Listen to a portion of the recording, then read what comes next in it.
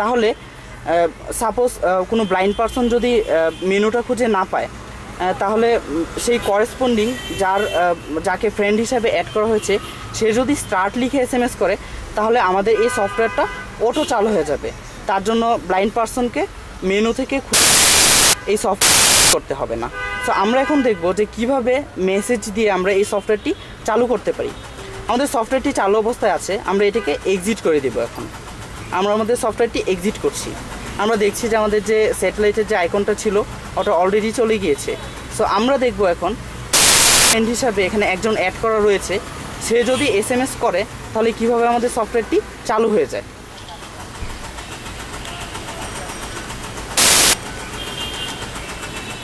আমরা মেসেজের জন্য অপেক্ষা করছি।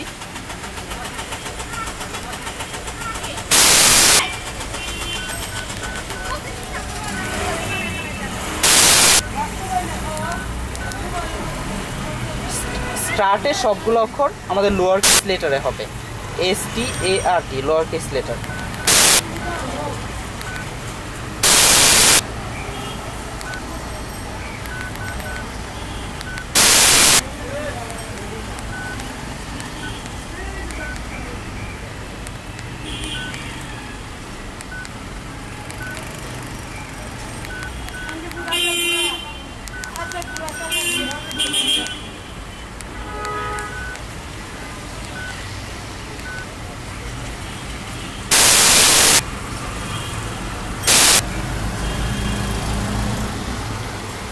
আমরা দেখতে পাচ্ছি যে আমাদের একটা মেসেজ এসছে, এখানে এই নাম্বার থেকে একটা মেসেজ এসছে এবং এই নাম্বারটা আমাদের ডাটাবেজে সেভ করা ছিল। আমরা আমাদের ডাটাবেজে আমি আমার ফ্রেন্ড হিসাবে এই নাম্বারটাকে অ্যাড করে দিয়েছিলাম এবং দেখলাম যে এই নাম্বার থেকে স্টার্ট লিখে যখন একটা SMS আসলো, আমাদের সফটওয়্যারটি আবার চালু হয়ে গিয়েছে। এই জন্য আমাদের ম্যানুয়ালি আমাদের মোবাইল থেকে কিছু করতে হয়নি।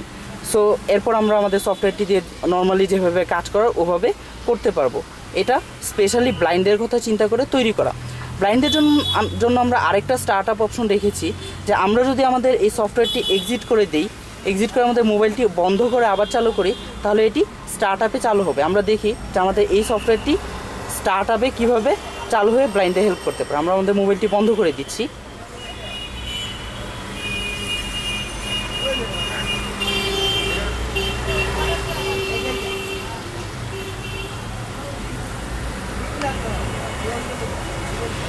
এরপর আমরা যখন আমাদের মোবাইলটি আবার চালু করব, তখন স্টার্ট আপে অর্থাৎ মোবাইলটি চালু হওয়ার সাথে সাথেই এই সফটওয়্যারটি অটো চালু হয়ে যাবে। এই জন্য করেসপন্ডিং পার্সনকে ম্যানুয়ালি কিছু করতে হবে না।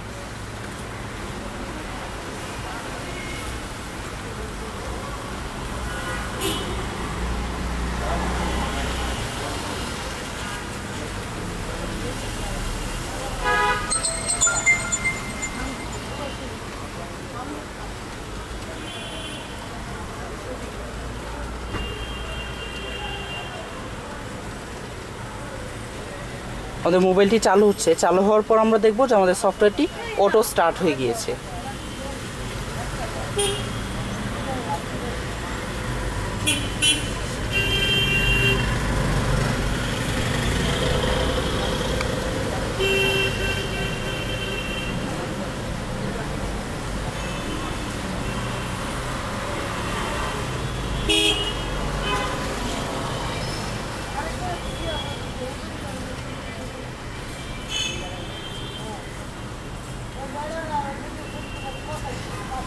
আমরা আমাদের সফটওয়্যারটি স্টার্টের জন্য অপেক্ষা করছি।